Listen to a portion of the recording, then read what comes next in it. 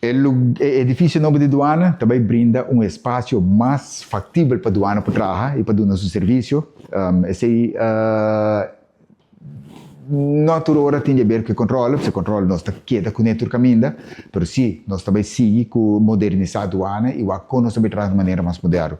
Naturalmente, o edifício dá parte para fazer o trabalho de aduana melhor, para o trabalho mais eficiente, mais efetivo, e banda de sei nós buscamos outro meio também que pode ajudar-nos de nosso trabalho. Naturalmente, com tecnologia hoje em dia, nós buscamos toda reforma que nos pode fazer nosso trabalho mais eficiente e mais efetivo. Quando vem de construção de lugar, isso vai basta avançar? Sim, a construção também é bom.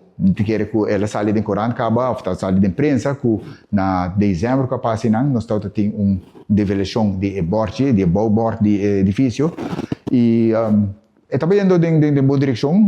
Naturalmente, nós estamos com um vertrag em Chiquito, Bohama, a primeira que está lá na julho, e na dezembro, na Ministério tinha top, claro, mas agora que nós estamos com luna e meio de retraso, significa que quizás para setembro, outubro, nós porta claro para 30 de nosso edifício novo. O qual nós também hacemos poner nos hoofdgebouw meneer nos também, nós temos duas recherche também dentro, e também vira lugar onde nós podemos trabalhar. E também está central para todo o departamento da aduana que agora está partir de diferentes lugares.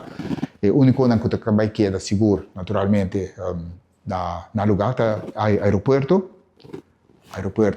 parte de cargo e também barcadeira. Então, por o resto, tudo outro também bem junto do edifício.